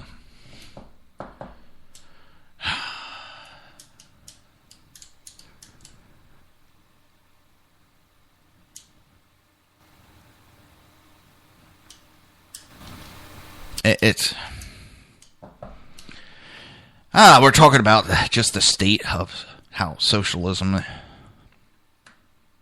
and it's not a good thing. And remember,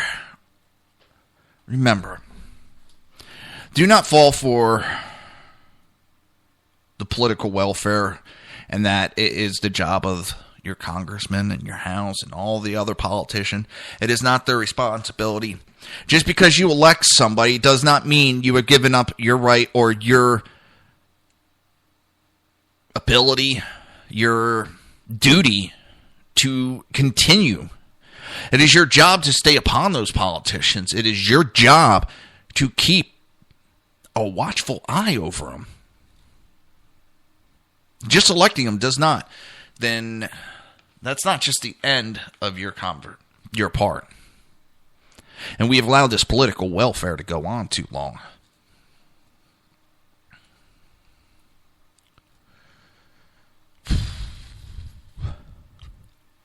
Fox Bears on the GOP debate. Brett Baer had said that the crowd clearly was anti-Trump. Brett Baer of Fox News observed after the GOP debate in South Carolina on Saturday night that it was clearly an anti-Trump crowd. Republican frontrunner had plenty of cheers, but many more boos over the course of the event. As he did in New Hampshire, Trump blamed the response on Jeb Bush supporters, special interests, and lobbyists in the audience. Party insiders and donors usually do have the inside track to debate tickets. Breitbart News' Alex reported on Friday that the audience was heavily stacked toward the party establishment.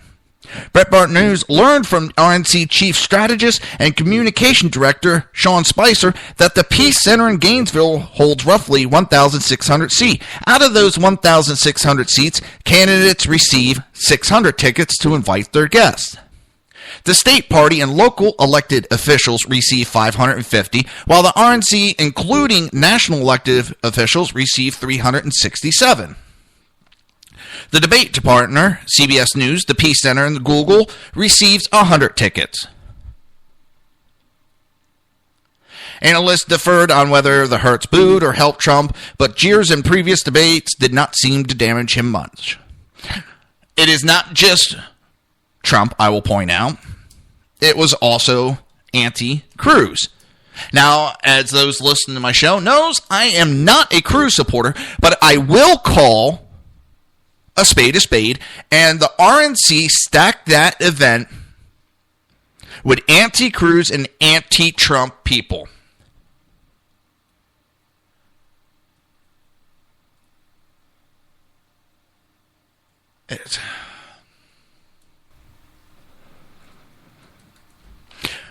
And actually, on the conversation that's going in the chat room, I talked recently with somebody, and they were telling me how they're on disability, and that the Canadian government pays basically their rent, their electric, all that. Plus, then they get their disability check. I was like, holy shit.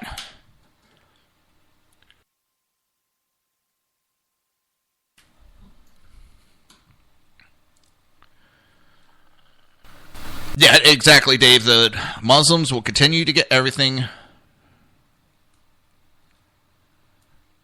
and everybody else will get less and less. Marco Rubio repeats his definition of amnesty on debate stage. Marco Rubio was asked to define the term amnesty on stage during the CBS debate, causing him to resort to his old talking points on the Gang of 8 bill. I think amnesty is the forgiveness of wrongdoing without consequences, and that I have never supported that. I do not support that. Bold-faced lie right there. Bold-faced lie if there ever was one. That Rubio's long-standing position on the definition of amnesty that angers critics for pretending that he wouldn't offer a path to legalization for illegal immigrants. But Rubio insists that if he is elected president, he will do nothing regarding legalizing illegal immigrants until the border is secure. A lesson he says he learned from his efforts to pass the Gang of Eights. Let me tell you something. Even if you get the border secure, they do not want legalization. These people broke the law. They do not deserve any prize, any approval for breaking the law. Damn it, if I go out there as an American citizen and I break the law, I have to pay the consequences. I have to suffer the consequences. I don't get amnesty. They shouldn't either. Plain and simple. There is nothing special about the illegal immigrants, and there's no reason why they should get amnesty over hard-working Americans. And if it's in Canada, no one should get anything above and beyond what Canadian citizens get. Canadians are the ones that are paying it. They are the ones that should be receiving the benefits, not foreigners. And Europe, the exact same way. No matter which European country, the citizens of that country are the ones that should be reaping the rewards of their hard work. No one else should be reaping the rewards of citizens' hard work and then it going to foreigners. Oh. It doesn't matter where you're from. Those citizens that worked are the ones that should be receiving the hard-earned prize. And if anybody is to get amnesty, it should be the countrymen and women. And when I say countrymen, I go to the old term of it covers everybody. I'm sick of it. I'm sick of illegals getting held up like there's something special. No free hockey pucks.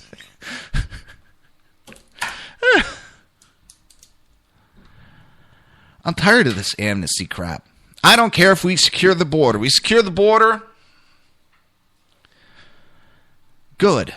We secure the border. No way it should be. But then we don't give free shit out to the people who came here illegally. Giving them amnesty for them breaking the law.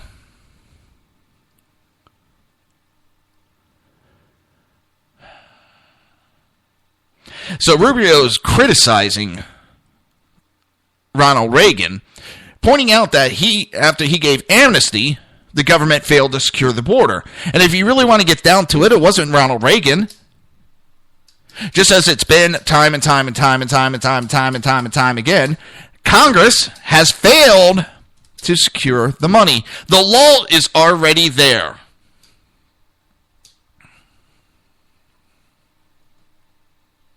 The laws are already there to cover building the wall. Congress just has to approve the money.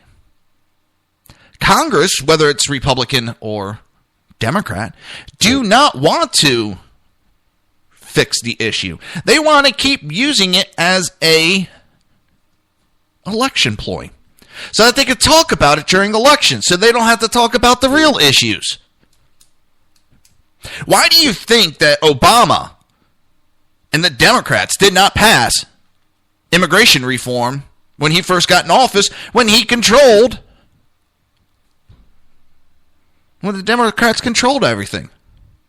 Why do you think they didn't push any gun control at that time? And don't tell me, well, there wasn't that issue until after Sandy Hook. Bullshit. They've been talking about this for years. They don't want it solved exactly. Either an outright ban or nothing. That's the way they can keep using it as a political ploy to go on people, talk about this is what they're going to do, this is what they're not going to do, and this is what must be done. And they use it every friggin' 4 years, every 2 years. And the people keep falling for it time and time and time.